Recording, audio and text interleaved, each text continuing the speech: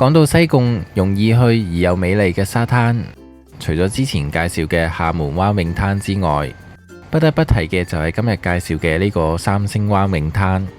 呢個泳灘係屬於康文署轄下泳灘之一。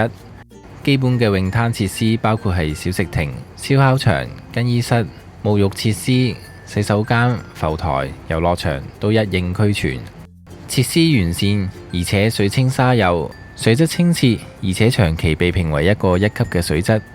最重要係呢一個泳灘，無論係週末都比起其他嘅沙灘人流相對較少，令到三星灣泳灘成為一個恬靜清幽嘅隱世沙灘游泳嘅天堂。喺山嘅末端更加有一個好似馬嘴一樣嘅石頭，嗰一度名為白馬嘴，可以影到一啲好似俾馬吞咗一樣嘅俏皮相。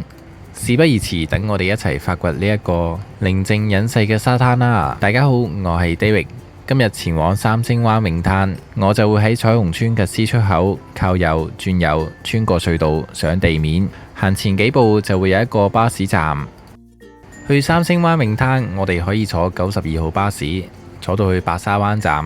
喺白沙灣站落車之後，我哋向左行，向住碼頭嘅方向行過去。小心呢一度啲車呢非常之來往頻密，我哋要行過對面，就要先行過去前面嘅交通燈位。喺呢一度橫過馬路呢就會比較安全一啲啦。過完馬路呢繼續向右行，呢度呢亦都會有好多嘅士多，我哋可以喺呢度買嘢飲入去。走到去白沙灣街左轉，直行過去呢就可以嚟到白沙灣第2碼頭啦。白沙灣呢係一個好獨特嘅地方，呢度停靠咗好多嘅遊艇，風平浪靜。原因係呢一個地形呢已經係一個天然嘅避風塘，更加係俾西貢半島所包圍，形成咗一個雙重避風塘嘅功用。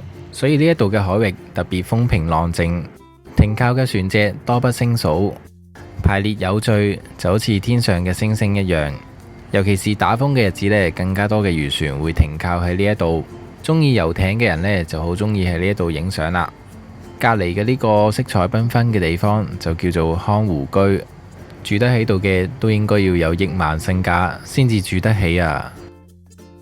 好，返返嚟碼頭呢一度啦，我哋繼續向前行，前面就係白沙灣第2碼頭啦。呢度有一啲船家嘅聯絡電話，建議大家影一張相，喺緊急嘅時候可以救你一命。碼頭呢度呢就會有船可以去到三星灣嘅。呢度嘅街道船家呢大部分都係姓石嘅。除咗三星灣之外，呢度仲可以去到馬蘭窟。幾錢啊？一個人？單程10蚊，來回20。船費呢，單程10蚊，來回就20，非常之平嘅船價呢，就可以享受出海嘅旅途。要搭船先去得到三星灣呢，呢一個亦都係三星灣僻靜嘅原因。我哋嘅船準備出發，喺坐船嘅過程呢，亦都可以欣賞到好多嘅遊艇，同埋望得到藍天白雲，心情都特別愉快。最重要，原來喺船出行嘅時候，喺海面滑行出嚟嘅軌道呢，就會吸引咗好多嘅燕鷗飛過。呢啲嘅燕鷗呢，非常細小，都係一啲初生嘅雀鳥。睇到佢哋振翅飛舞嘅英姿，相當之優美，同埋可以睇到佢哋水上覓食嘅英姿。觀賞燕鷗都係一個船上旅程嘅亮點。我哋由白沙灣出發去到三星灣泳灘，都只需要10分鐘嘅船程。繞過呢一個燈塔，隔籬就係三星灣泳灘。三星灣泳灘嘅隔籬呢，就係馬蘭窟，嗰度有魚排，亦都有村民喺嗰度居住。好快地，我哋又登岸啦，一齊觀察一下呢一個泳灘先。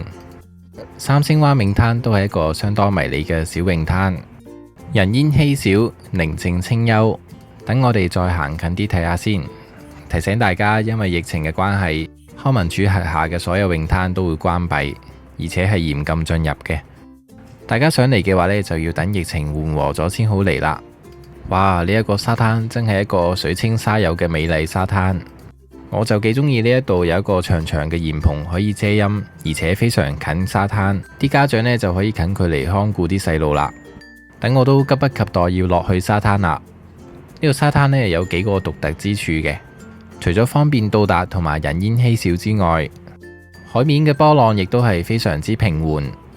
因為頭先講咗呢一度係一個雙重避風塘嘅地帶，再走落去水底望一望，水質非常清澈，亦都係長期被評為一個1級嘅水質，水深亦都係非常淺層。適合小朋友過嚟呢度暢泳。前面冇幾遠處，亦都會有一個浮台，就可以上浮台盡情嬉水啦。呢度嘅沙亦都係非常軟綿綿，非常幼細，同埋非常之雪白。呢度就係三星灣泳灘啦 Churro Beach， 一個好值得介紹、非常靚嘅天然沙灘。週末亦都較少人嚟，較少人知道嘅隱世沙灘。相比起巴士可以到達嘅清水灣泳灘，我寧願俾多20蚊船費嚟到呢一個寧靜而又美麗嘅三星灣泳灘，好好享受一個愉快嘅週末。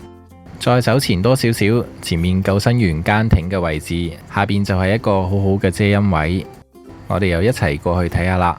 咦，原來呢一個泳灘呢都分開咗2個區域，左邊個區域呢就係一個比較適合暢泳嘅地方，而右邊呢就係一個比較天然有多排礁石嘅地方，都幾特別喎。原來分開咗兩邊嘅區域，兩邊都各有各特色，兩邊都好靚。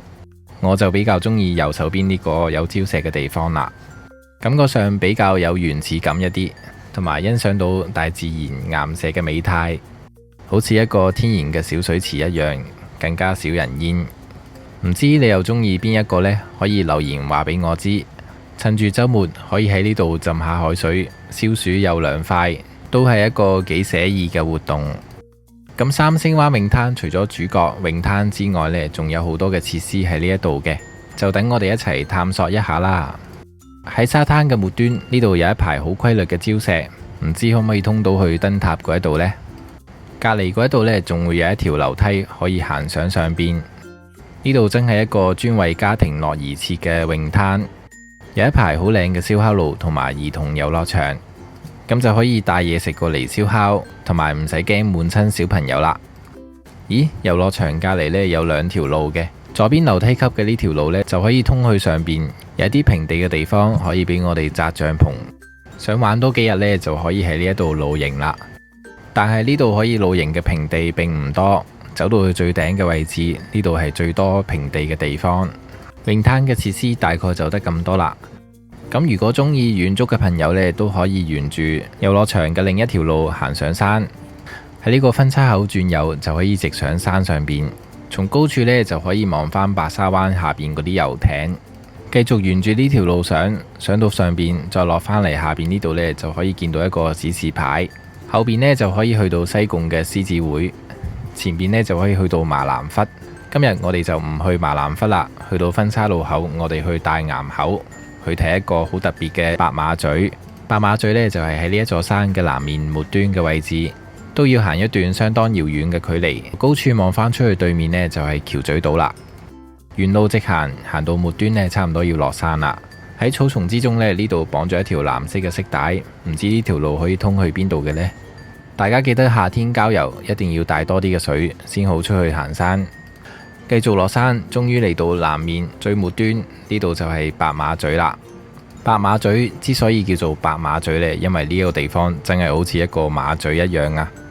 究竟有幾神似呢？不如我哋試下從高空上邊望返落去。南端嘅呢個位呢，真係好似一隻碼頭，而凹咗嘅呢條小溝呢，就係馬咀啦。你又覺得似唔似呢？嚟呢度打卡呢，恐怕就要揸航拍機先可以影到呢一度嘅神水啦。瞓喺馬咀嘅嗰個位，高空影落去就好似俾隻馬吞咗你一樣，可以影到一張相當俏皮嘅打卡相，都幾特別。岩石雪白一片，唔怪得呢一度叫做白馬咀啦。咁除咗影馬咀之外呢，呢度嘅礁石呢都係相當之靚嘅，可以睇到海浪拍打礁石嘅節奏，海底亦都蘊藏咗好多海洋資源。前面就有一個人喺度潛水啦。如果週末嫌三星灣嗰度人煙多嘅話呢，走到嚟白馬咀呢度人煙就更加稀少啦。可以喺呢一度游水，享受寧靜嘅暢泳，亦都冇太多人可以打擾你嘅清幽。喺天涯海角下談天說地，都別有一番寫意。不過要小心，呢度啲岩石都會依附住一啲甲殼類，有機會戒親手腳。呢度亦都係今日介紹嘅最後一個地方。希望大家會中意今日介紹嘅三星灣泳灘同埋白馬咀啦。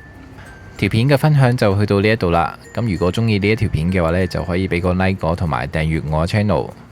同埋記得將呢一條片分享俾你中意郊遊嘅朋友。最後呢，就俾大家靜靜欣賞呢一度嘅地方同埋航拍機影出嚟嘅畫面。